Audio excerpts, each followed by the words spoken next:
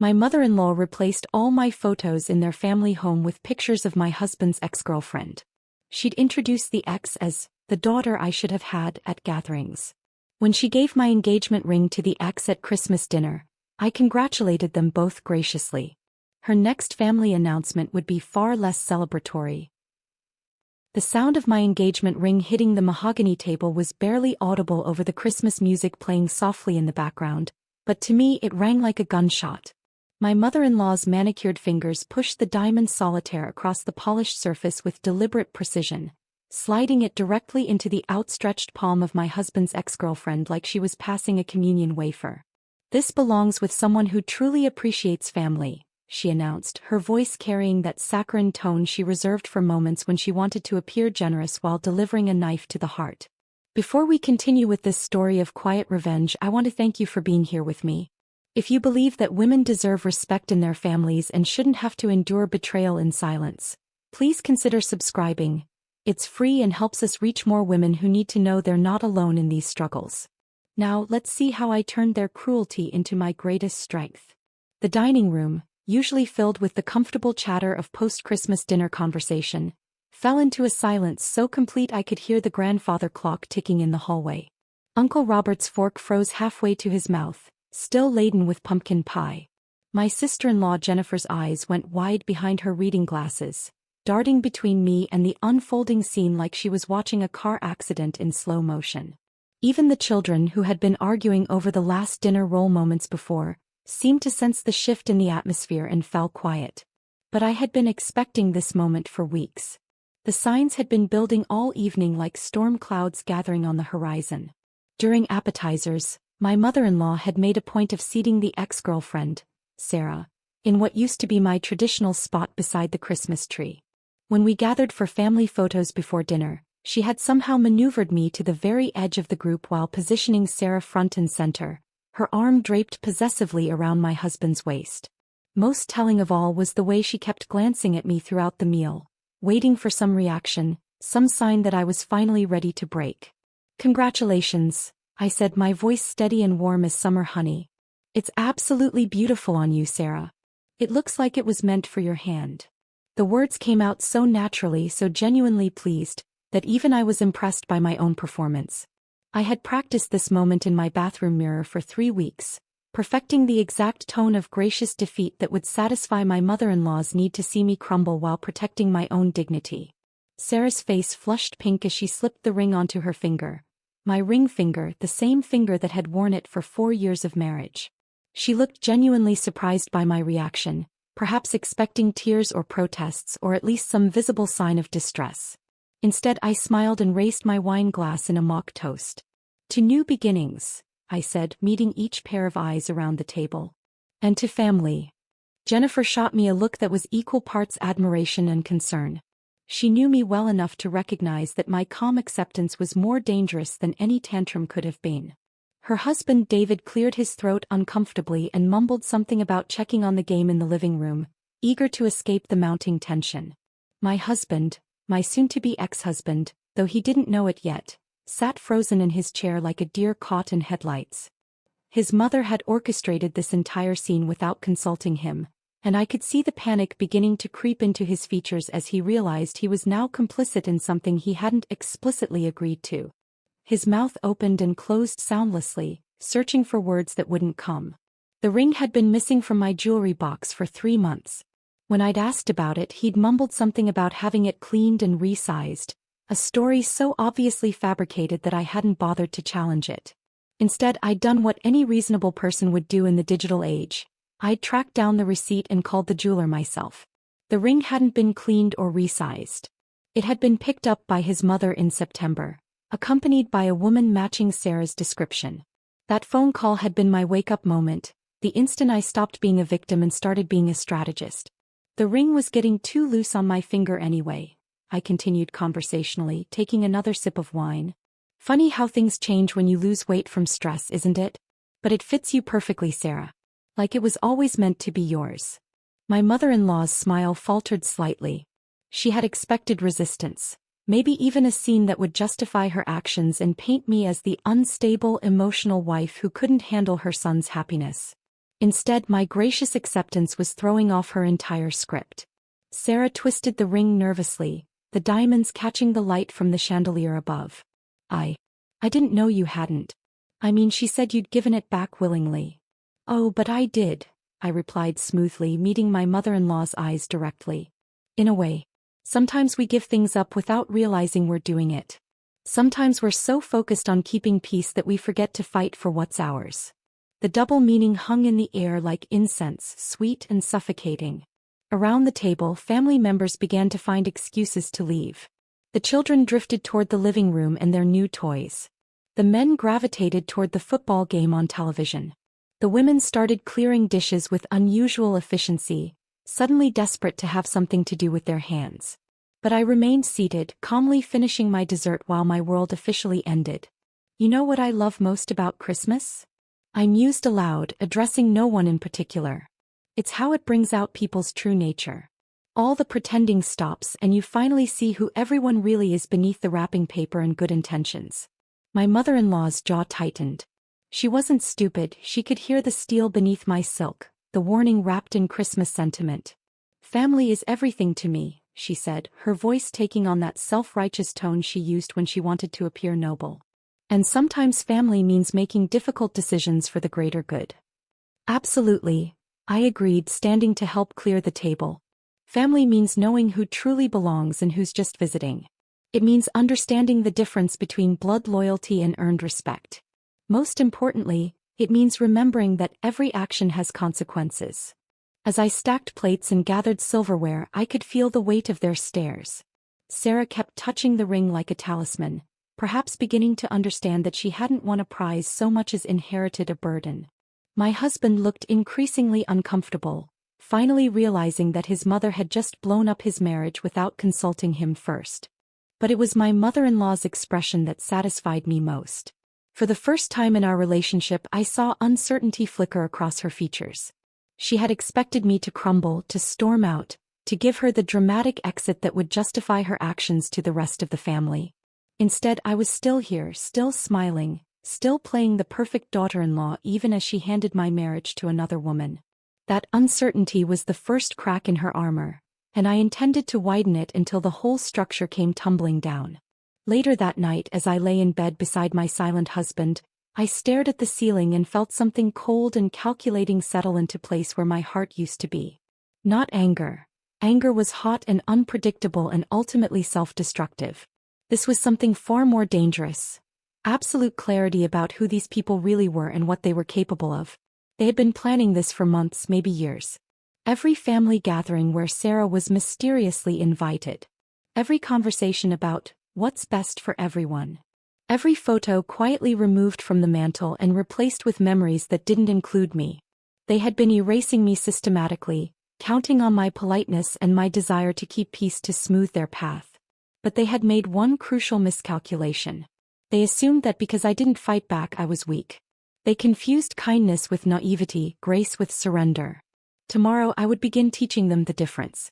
The ring was gone, but that was just the beginning. They wanted to play games with family loyalty and belonging. They wanted to see how far they could push before I broke. I smiled in the darkness, already planning my first move. They had no idea what they had just unleashed. The phone sat in my hands for 30 minutes before I finally dialed her number. 2 weeks had passed since Christmas dinner, enough time for the initial shock to settle into something more useful, strategic thinking. I had spent those 14 days studying Sarah's social media profiles, learning her patterns, understanding what made her tick. Single mother, recently unemployed from a marketing firm, living in a cramped apartment with her 8-year-old daughter. Most importantly, increasingly dependent on my mother-in-law's financial support. Sarah. I let my voice crack slightly, just enough to suggest I'd been crying. It's me. I hope you don't mind me calling directly. The pause on the other end lasted exactly 3 seconds. Oh. Hi. How did you get my number? From the family contact list, I replied, which was true. I've been thinking about Christmas dinner, about what happened. About how surprised you looked when she gave you the ring. Another pause. I could practically hear her mental wheels turning, trying to figure out if this was a trap. I want you to know I'm not angry with you, I continued, letting exhaustion seep into my voice. I think we're both being manipulated here, and I need someone who understands what it's like to deal with her. The shift in her breathing told me I'd hit the right note. You think she's manipulating me? Sarah, you've known her for how long? 6 years. 7. Has she ever, in all that time, done something that didn't somehow benefit her in the end? The silence stretched longer this time. When she finally spoke, her voice was smaller, more uncertain. She said you'd given the ring back willingly. That you understood it belonged with someone who really loved the family. Did that seem like something I'd do? I asked gently. Give up my engagement ring without a fight? Or did it seem like something she'd orchestrate to make herself look generous while getting rid of me? I could hear her shifting in her chair, maybe pacing. I mean, she's been so good to me and Emma. She pays for Emma's dance classes, helps with groceries when money's tight. And what does she ask for in return? I pressed. Your presence at every family gathering? Your agreement with everything she says? Your willingness to be the daughter she never had while I'm standing right there. The sharp intake of breath told me I'd struck home. Look, I said, softening my tone, I don't want to fight with you. We're both just trying to survive in her world. Maybe we could talk in person? Somewhere away from all the family drama, where we can be honest with each other. An hour later, I was driving 43 minutes out of town to a generic coffee chain where nobody would recognize either of us.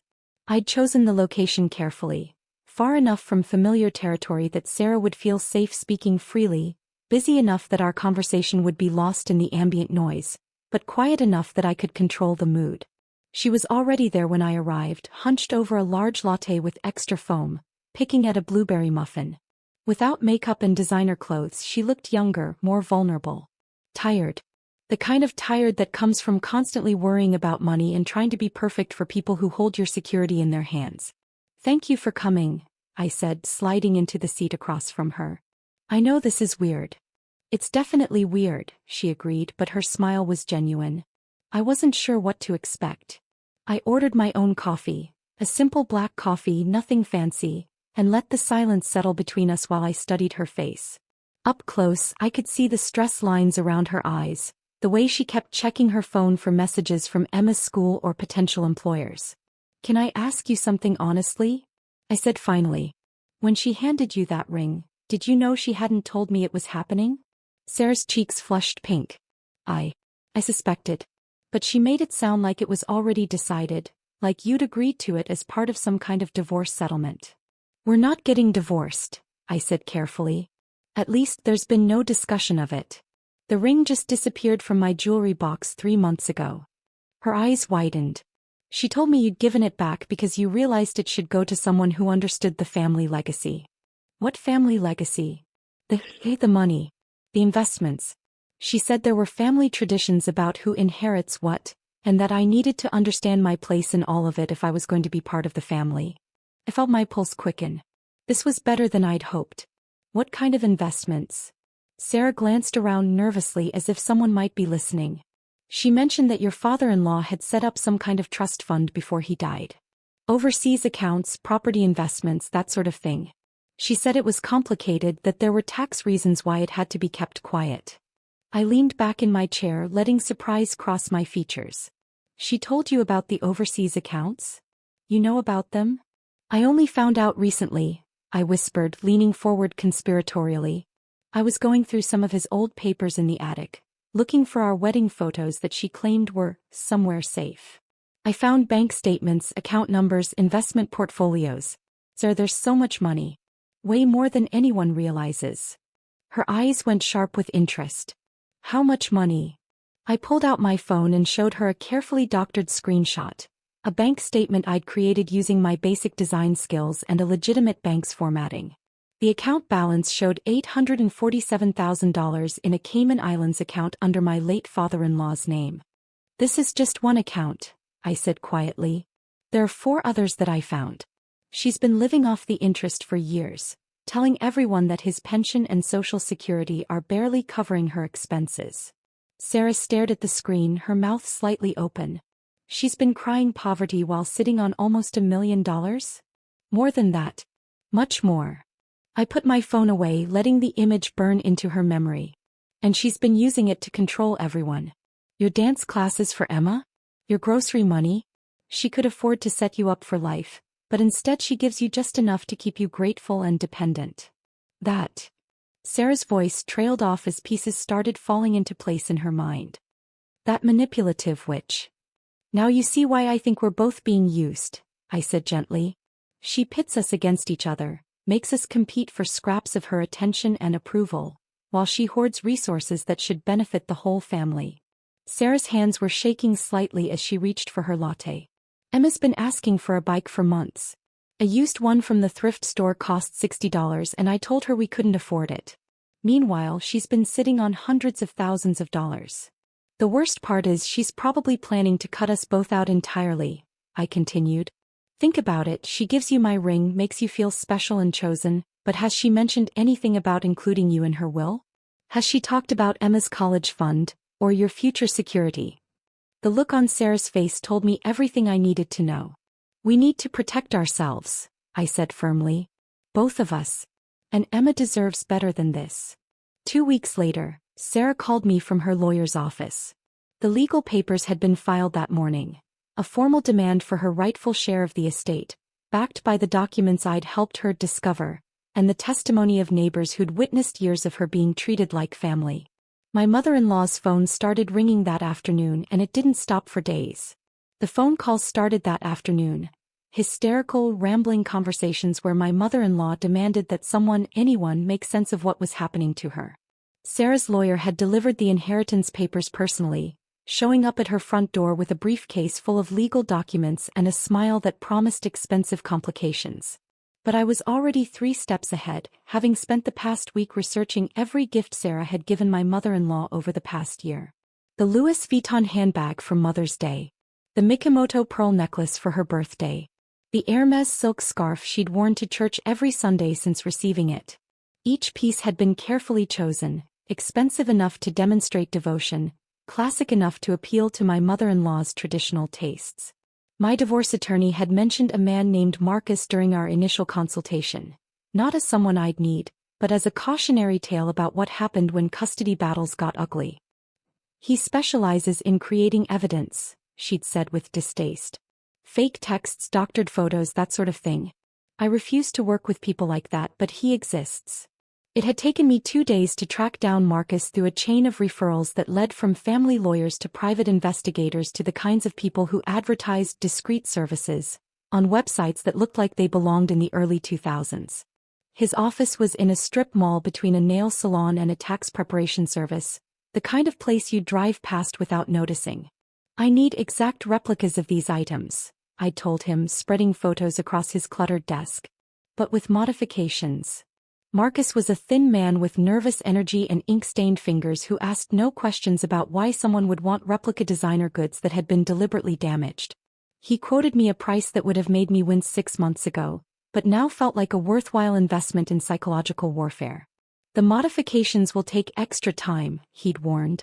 Especially if you want them to look authentic but disturbing. I want them to look like they were made by someone who loves her but has lost their mind, I'd replied. 3 weeks later, the first package arrived at my mother-in-law's house on a Tuesday morning when I knew she'd be alone. I'd been tracking her schedule through her social media posts and Jennifer's casual mentions of her activities. Yoga class on Mondays and Thursdays, grocery shopping on Wednesdays, bridge club on Fridays.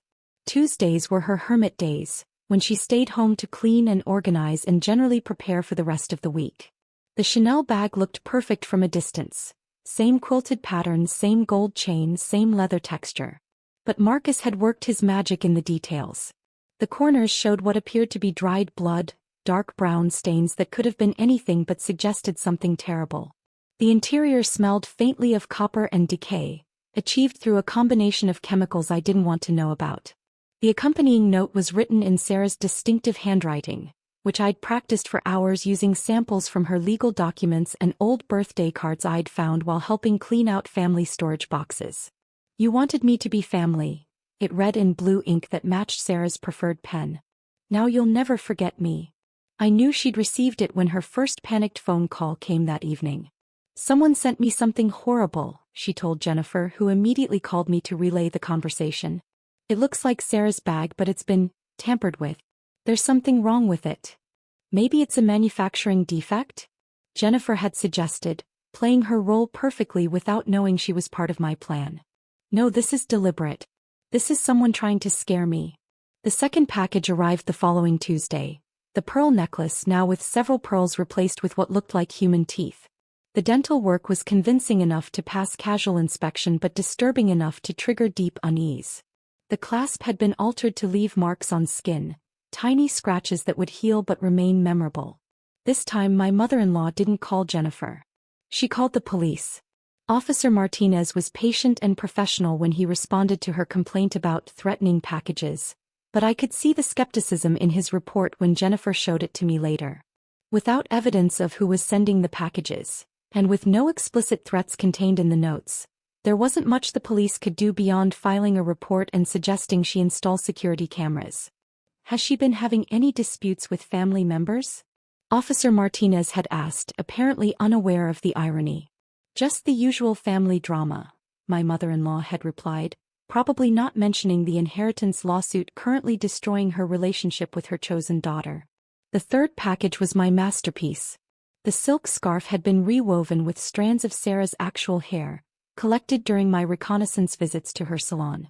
I'd posed as a potential client, complimenting the stylist's work on Sarah's color treatment while discreetly gathering the hair clippings that ended up in my purse. Marcus had somehow managed to incorporate them into the scarf's pattern so subtly that you had to look closely to notice. But once you saw them, you couldn't unsee them. The note this time was longer, more unhinged. Every thread connects us now. Every breath you take breathes me in. Family forever. My mother-in-law's reaction was everything I'd hoped for and more. Sunday dinner that week was supposed to be a celebration of my nephew's acceptance to college, but it turned into a battlefield when my mother-in-law arrived carrying a plastic bag full of altered gifts and accusations. "Look at what you've been sending me," she screamed at Sarah before anyone had even finished saying grace. "Look at these sick, twisted things." Sarah stared at the items spread across the dining room table, her face cycling through confusion, horror, and genuine fear. "I didn't send these. I don't know what these are. Don't lie to me. It's your handwriting. Your hair. Your sick way of trying to get into my head." The entire family watched in stunned silence as my mother-in-law ranted about psychological warfare and mind games, waving the modified scarf like evidence in a trial. Sarah's protests of innocence only seemed to fuel her conviction that she was being gaslit by someone she trusted. "You want my money so badly that you're trying to drive me insane," my mother-in-law continued, her voice reaching a pitch that made the children start crying. "You think if you scare me enough I'll just hand everything over. I don't know what you're talking about." Sarah shot back, tears streaming down her face. "I gave you those gifts because I love you. I would never do something like this." My husband finally found his voice, placing a hand on his mother's arm.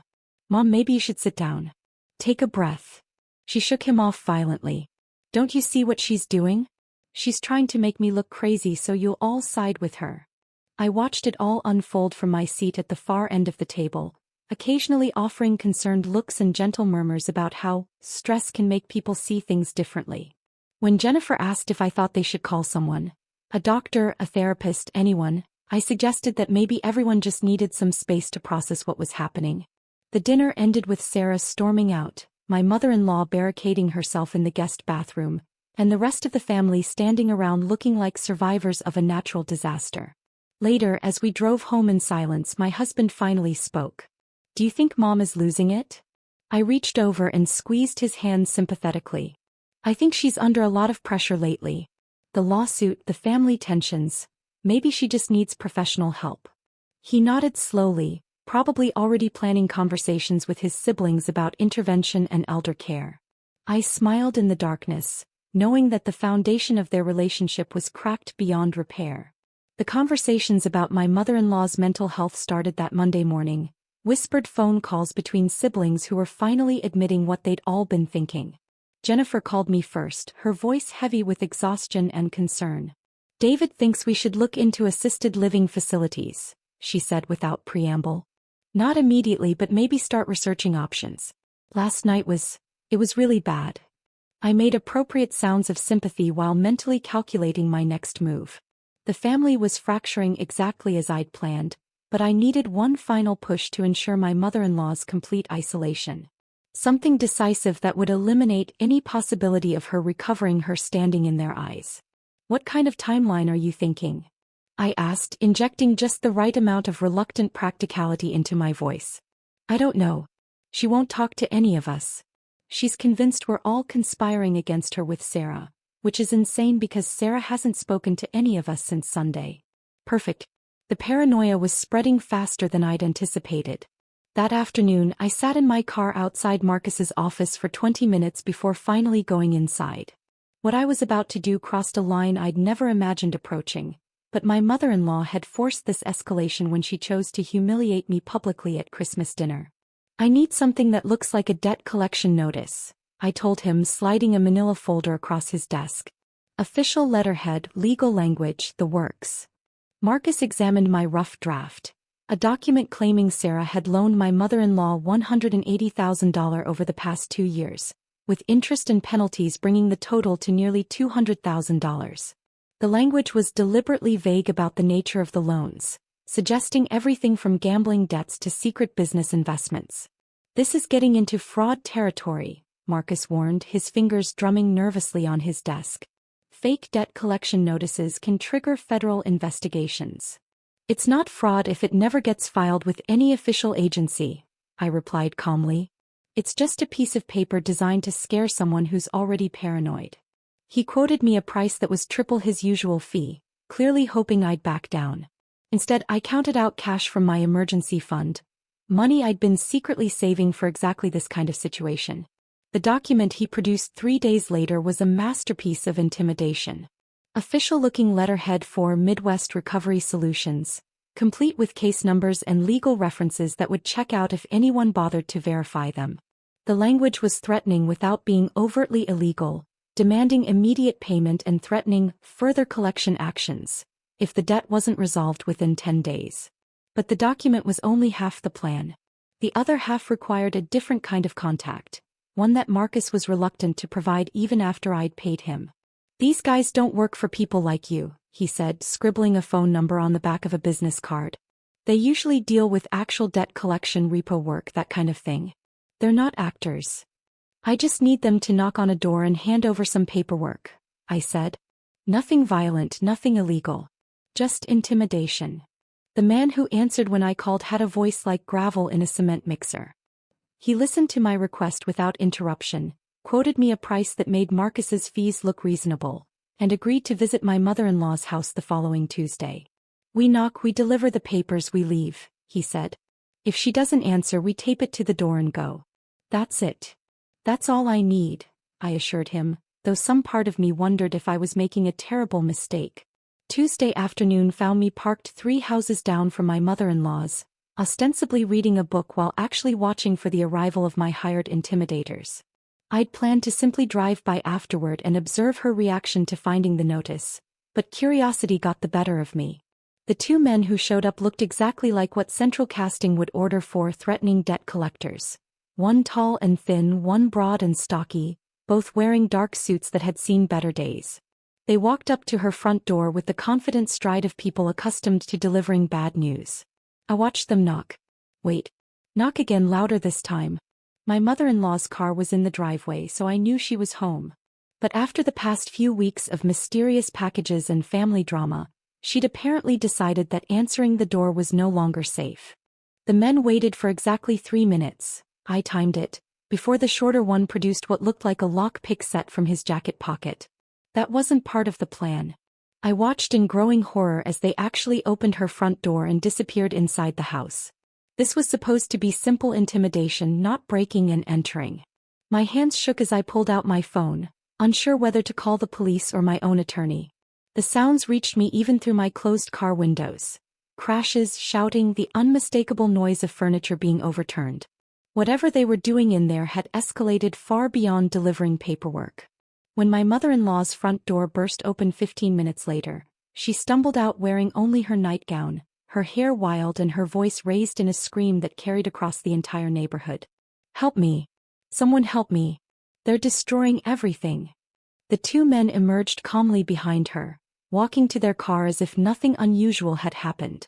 They drove away before the first neighbor appeared on their porch to investigate the commotion. I sat frozen in my car, watching as my mother-in-law collapsed on her front lawn, sobbing and gesturing wildly at her house. Mrs. Patterson from next door was the first to reach her, wrapping a bathrobe around her shoulders and pulling out her phone to call for help. When the police arrived, my mother-in-law was nearly incoherent. Between gasps and tears, she tried to explain about debt collectors and legal documents and people trying to frame her, but the story sounded like the ravings of someone having a complete mental breakdown. Officer Martinez was among the responding officers, and I could see him exchanging meaningful looks with his partner as my mother-in-law rambled about family conspiracies and fake inheritances. "Ma'am, you mentioned debt collectors," Officer Martinez said patiently. "Do you have any documentation about debts you owe?" That's when my mother-in-law realized her trap. She couldn't produce the fake debt notice without explaining the fake inheritance lawsuit. She couldn't explain why legitimate debt collectors would break into her house without admitting that maybe they weren't legitimate. Every answer led to questions she couldn't answer without revealing the web of lies I'd helped create around her. "It's all connected," she kept saying, her voice rising with frustration.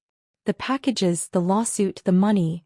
Someone is trying to drive me crazy and nobody believes me." The irony was that she was absolutely right, but she'd spent so many weeks appearing paranoid and unstable that the truth sounded like delusion. I watched the police take their report, saw them examining the damage inside her house through the open front door. Someone had indeed carved "thief" into her antique dining table, along with several other words I couldn't make out from my distance. Her living room looked like a hurricane had passed through it. When Jennifer's car pulled up an hour later, I finally drove away. I'd seen enough to know that my mother-in-law's credibility was permanently destroyed. Whatever story she told about debt collectors and break-ins would be filtered through her family's growing conviction that she was losing her mind. That night, I lay in bed listening to my husband's side of the phone conversation with his sister, their voices heavy with the weight of decisions no adult child wants to make. "We can't keep pretending this is normal," he said. "She needs professional help and she needs it now." I closed my eyes and smiled in the darkness, finally feeling something I hadn't experienced in years: complete and total vindication. The satisfaction I felt watching my husband hang up the phone lasted exactly 12 hours before reality set in. I had crossed lines I couldn't uncross, done things that would horrify the woman I used to be. But as I sat in my kitchen the next morning, drinking coffee and scrolling through Sarah's increasingly desperate social media posts, I realized I wasn't done yet.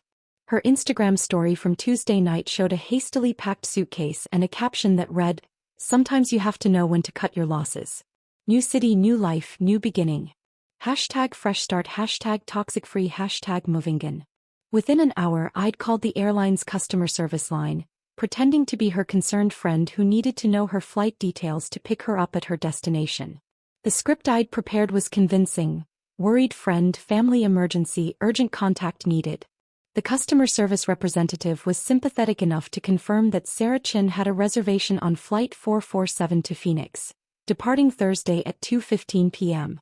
Phoenix made sense. Her sister lived there, the one who'd been sending occasional supportive comments on Sarah's posts throughout this entire ordeal.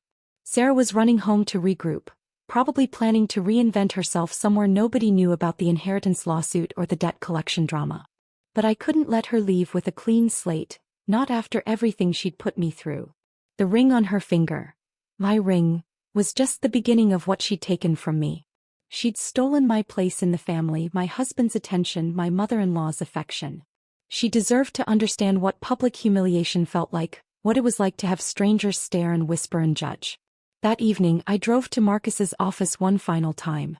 The strip mall was nearly empty at 7 p.m., just the nail salon still open with one customer getting a late pedicure. "I need one more favor," I told him, placing the remaining altered jewelry box on his desk. This was the piece de resistance, a small Tiffany box that originally contained earrings, now modified with his signature touch. The foul smell emanating from it was somehow worse than the others, sweet and cloying like flowers left too long in water. "What am I supposed to do with this?" Marcus asked, clearly uncomfortable with how far our arrangement had evolved. "Nothing. I just need to borrow it for a few hours tomorrow." He stared at me for a long moment, probably seeing something in my expression that made him nervous. "Look, lady, I don't know what kind of game you're playing, but I'm starting to think." "You're starting to think what?" I interrupted, my voice sharper than I'd intended. That maybe you shouldn't have taken cash payments for creating fake evidence? That maybe you should have asked more questions about why someone needed replica designer goods that smelled like death. His mouth shut with an audible click. We both knew he was too deep in this to start developing a conscience now. Thursday morning I dressed carefully, business casual, nothing memorable, the kind of outfit that would blend into any airport crowd.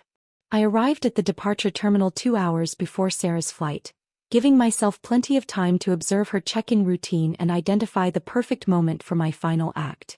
She looked terrible. Even from across the departure hall, I could see the stress lines around her eyes, the way she kept checking her phone for messages that probably weren't coming. Her hair was pulled back in a messy ponytail, and she was wearing a wrinkled t-shirt that suggested she'd slept in it.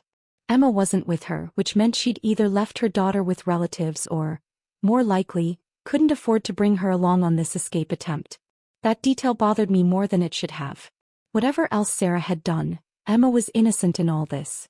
I watched Sarah struggle with her oversized suitcase at the check-in kiosk, clearly flustered by the weight restrictions and additional fees.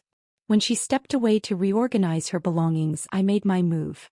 The departures area was crowded enough that nobody paid attention to one middle-aged woman briefly approaching an unattended suitcase. The jewelry box slipped into the outer pocket of her carry-on bag like it belonged there, nestled between what looked like phone chargers and travel documents.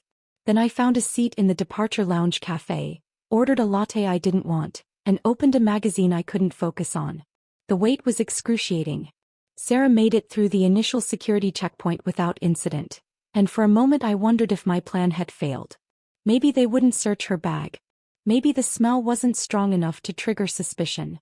Maybe I'd spent weeks orchestrating this elaborate revenge only to watch her fly away untouched. But then I saw the TSA agent wrinkle his nose as Sarah's bag went through the scanner. "Ma'am, we need to do a secondary screening of your carry-on," he announced, pulling her bag aside. Sarah's confusion was genuine. She had no idea what they might find. I watched her face cycle through puzzlement, then concern, then dawning horror as the agent opened the outer pocket and the smell hit him full force. "What is this?" he demanded, holding the jewelry box at arm's length. I don't know," Sarah stammered. "I've never seen that before in my life." The lie was technically true, but it sounded exactly like what someone would say if they'd been caught smuggling something illegal. Within minutes, additional security personnel had arrived, and Sarah was being escorted to a private screening room.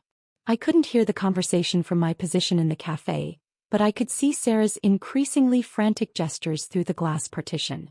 She was trying to explain something, probably the inheritance lawsuit, the debt collection incident, the recent family drama. But the more she talked, the more suspicious she appeared. Airport security doesn't care about family feuds or civil lawsuits. They care about potential threats to aviation security, and a woman traveling with mysteriously altered items that reeked of decay fit their profile of someone worth investigating thoroughly.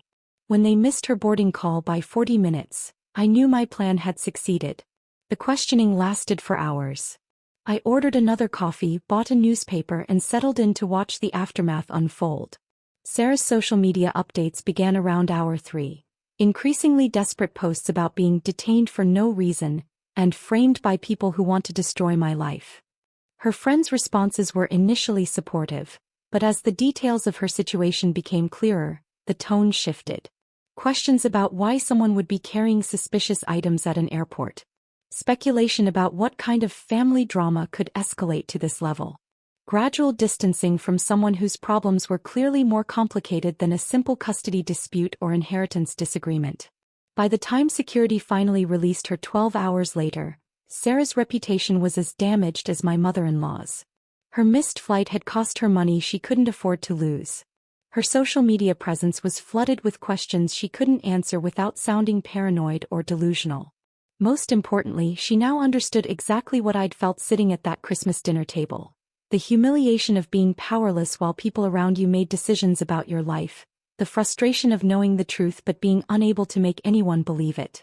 As I finally left the airport that evening, I felt something I hadn't experienced since childhood. Perfect, complete justice. Not the legal kind that takes years and costs fortunes, but the immediate personal kind that comes from watching someone reap exactly what they've sown. Sarah would eventually make it to Phoenix, But she'd arrive carrying baggage that had nothing to do with airlines and everything to do with the choices she'd made when she decided to steal someone else's life. The drive home from the airport took me through the old neighborhood where I'd grown up, past the elementary school where I'd learned that fairness was something you had to fight for, not something that was handed to you. I parked outside my childhood home for 20 minutes, watching a different family live in the space where I'd once believed the world was fundamentally just. That little girl who'd cried when other kids cut in line or took her lunch money would barely recognize the woman I'd become. But she'd be proud of me. 3 weeks later, my husband appeared on my doorstep with grocery store flowers and the kind of wounded expression he'd perfected during our marriage whenever he needed forgiveness for something he couldn't quite bring himself to acknowledge. He'd waited, I realized, for the worst of the storm to pass. Sarah was gone, his mother was in therapy, and the family had collectively decided to pretend the entire inheritance fiasco had been a misunderstanding caused by stress and grief. "Can I come in?" he asked, shifting the bouquet from one hand to the other like he wasn't sure what to do with it. I stepped aside and let him enter, noting how he paused in the entryway to take in the changes I'd made to my house. The family photos were gone from the mantel, replaced with art I'd chosen myself. The furniture had been rearranged to create conversation areas that felt more like a sanctuary than a showplace. Everything about the space now reflected my taste rather than the compromise aesthetic that had defined our marriage. "The place looks good," he said carefully. "Different but good." I waited for him to continue, offering neither encouragement nor resistance. He'd come here with a speech prepared, probably rehearsed in his car during the drive over, and I was curious to hear how he planned to rewrite our history. "I know I messed up," he began, settling into the chair that used to be his favorite. "I should have defended you better. I should have seen what my mother was doing and put a stop to it." I replied non-committally, taking a seat across from him rather than beside him. "The thing is, I never wanted any of this to happen. The ring, Sarah, all the family drama. I got caught in the middle and didn't know how to handle it." He was trying to position himself as another victim of his mother's manipulation, I realized. In his version of events, we'd both been pawns in her game rather than him being a willing participant in my systematic erasure from the family. "I've been thinking about us a lot lately," he continued, pulling a small velvet box from his jacket pocket. "About what we had before everything got so complicated. The new engagement ring was larger than my original, more expensive, probably chosen to demonstrate the sincerity of his apology through carat weight. He set it on the coffee table between us like an offering. "I want to try again," he said. "If you'll have me." I stared at the ring for a long moment, letting him marinate in the silence. This was the moment he'd been building toward, the grand gesture that was supposed to sweep away months of betrayal and neglect. He was counting on my capacity for forgiveness, banking on the idea that I was still the woman who'd absorbed years of small humiliations in the name of keeping peace. "That's beautiful," I said finally. "She must have expensive taste." His face went through several expressions before settling on confusion. "She? Your mother? I assume she picked this one out too, the way she picked out Sarah's Christmas present." The color drained from his cheeks. "I chose this myself. Mom had nothing to do with it." "Did you though?" I asked, genuinely curious. "Or did you choose it the way you chose to give her my original ring for safekeeping? The way you chose to stay silent while she erased me from your family photos? The way you chose to let Sarah take my seat at dinner tables for months?" He opened his mouth to protest, then closed it again. We both knew the truth. His choices had always been about avoiding conflict with his mother, never about protecting me. "I can't undo what happened," he said finally. "But I can promise it won't happen again." I picked up the ring box and examined it more closely. The diamond was beautiful, flawless, the kind of stone that would make other women envious at social gatherings. Everything a proper engagement ring should be. "The problem with promises," I said, closing the box with a soft click, "is that they require trust. And trust, once broken, doesn't just magically repair itself because someone brings flowers and jewelry." I stood up and walked to the window, looking out at the garden I'd been redesigning since the divorce papers were filed. My lawyer had been surprised when I'd insisted on keeping the house. It was more than I could easily afford alone, but I'd needed something that was entirely mine, a space where nobody else's opinions or preferences held any weight. "So what are you saying?" he asked, his voice smaller now. "I'm saying I'll think about it." And I did think about it for exactly the length of time it took him to drive away. Then I called my therapist and scheduled an extra session for the following week. Dr. Morrison had been the first person to suggest that maybe my marriage problems weren't actually about communication or compromise. Some people drain energy from others, she'd said during our third session. They take and take until you don't recognize yourself anymore. The question isn't whether you can fix the relationship, it's whether you want to go back to being the person you were in it. I didn't. My husband kept calling after that, leaving voicemails that started apologetic and gradually became more demanding. Why wasn't I answering? When would I give him a real answer? Didn't he deserve better than this silent treatment after everything he'd been through with his family? The entitlement in that last message made me laugh out loud. Everything he'd been through. As if he'd been the victim of his mother's schemes rather than their beneficiary. I changed my phone number the following week. The job offer from the marketing firm in Denver came at exactly the right time. A friend from college had recommended me for the position, and the salary was enough to justify leaving everything familiar behind. When I called to accept, the HR manager seemed pleased by my enthusiasm for starting fresh in a new environment. If only she knew. My mother-in-law's world was shrinking in ways that must have terrified her. Jennifer told me during one of our increasingly rare conversations that their mother was seeing a psychiatrist twice a week and taking medication for anxiety. The inheritance lawsuit had cost her nearly $40,000 in legal fees, money she couldn't afford to lose on her fixed income. She keeps talking about being framed, Jennifer said wearily. The therapist thinks it's a form of paranoid thinking brought on by stress and isolation. That must be difficult for all of you, I replied, injecting just the right amount of sympathy into my voice. The worst part is we can't have normal family gatherings anymore. She gets suspicious if too many people are there, like we're plotting against her. Last Sunday she accused David of recording her conversation with his phone. The family I'd once desperately wanted to belong to was fragmenting exactly as I'd planned, each member retreating into their own protective shells rather than dealing with the toxic dynamics that had always existed beneath the surface of their holiday smiles. Are you still planning to come to Christmas dinner? Jennifer asked hesitantly. I paused, considering. The invitation wasn't extended out of love or genuine desire for my company. It was guilt and social obligation, the same forces that had kept me trapped in their orbit for years. But now I had a choice. I'll try to make it, I said, already knowing I'd cancel at the last minute. Though I might have to work that weekend. The lie came so easily now, smooth as silk and twice as comfortable. That evening, I tried on my original engagement ring for the first time since it had been returned through Sarah's legal proceedings. It fit perfectly the way it always had, but it felt different on my finger. Heavier. Not with sentiment but with the weight of everything I'd learned about myself in the process of getting it back.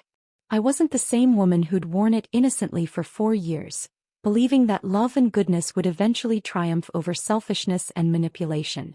I was someone harder now, more calculating, less willing to absorb other people's cruelty in the name of keeping peace. Some people might call that damaged. I called it educated. Christmas morning in Denver was different. Snow fell in fat, lazy flakes outside my new apartment window, and for the first time in years, I woke up without checking my phone for family drama or obligatory holiday messages. The silence was perfect. Jennifer had called 3 times the night before, each voicemail more desperate than the last. Please come. She keeps asking if you're coming. I think she needs to see you. My mother-in-law was dying. Not dramatically, not from anything I'd caused, but quietly succumbing to the stress-related heart condition that had worsened since her world collapsed. The doctor said she had weeks, maybe a month. I booked a flight that afternoon. The family gathered at Jennifer's house looked like survivors of a natural disaster. My husband sat alone in a corner, the rejected engagement ring probably still sitting in his sock drawer. David avoided eye contact, embarrassed by his mother's public breakdown months earlier. The grandchildren played quietly, sensing the adults' discomfort. And there she was, my mother-in-law, shrunken in a wheelchair by the window. The woman who'd once commanded every room she entered now looked frail and uncertain, her eyes darting nervously whenever someone approached. She saw me before anyone else did. You came, she whispered, her voice barely audible. I walked over and knelt beside her wheelchair, close enough that only she could hear me. Of course I came. We're family, remember? Her eyes searched my face, looking for something, forgiveness, perhaps, or acknowledgement of what she'd put me through. Instead, I reached into my purse and pulled out a small wrapped box. "I brought you something," I said, placing it in her trembling hands. She unwrapped it slowly, her fingers struggling with the paper. Inside was a jewelry box, not one of Marcus's altered pieces, but a simple, elegant container holding my original engagement ring. "I thought you should have this back," I said quietly, "since you seem to think it belonged to your family." She stared at the ring, her breath coming in short gasps. "I don't understand." "Yes, you do." I leaned closer, my voice barely a whisper. "You taught me something important about family loyalty. About how people show their true nature when they think no one is watching. About how power works in families like yours." Her eyes widened as understanding dawned. Not the paranoid delusions she'd been grappling with for months, but crystal-clear comprehension of exactly who had orchestrated her downfall. "It was you," she breathed. "Merry Christmas," I replied, standing up and smoothing my dress. I stayed for dinner, making pleasant conversation about my new job and apartment. When people asked about my plans, I spoke enthusiastically about starting over, about how liberating it felt to build a life based on my own choices rather than other people's expectations. As I prepared to leave, my mother-in-law caught my arm with surprising strength. "Why?" she asked. I looked down at her, this woman who'd spent years trying to erase me from her son's life, and felt something I'd never expected: pity. "Because you forgot something important," I said gently. "When you push someone hard enough, eventually they stop pulling themselves back up. They learn to push back instead." I walked out of that house for the last time, leaving behind a family that had never truly been mine. In my car, I finally allowed myself to cry, not for what I'd lost but for what I'd found. 3 weeks later, Jennifer called to tell me my mother-in-law had passed peacefully in her sleep. I sent flowers and a sympathy card, but I didn't attend the funeral. Some chapters once closed should stay that way. I never saw any of them again. If this story of calculated revenge had you on the edge of your seat, hit that like button right now. My favorite part was when she handed back that engagement ring, watching her mother-in-law finally realize who destroyed her world. What was your favorite moment? Drop it in the comments below. Don't miss more thrilling stories like this. Subscribe and hit that notification bell so you never miss an upload.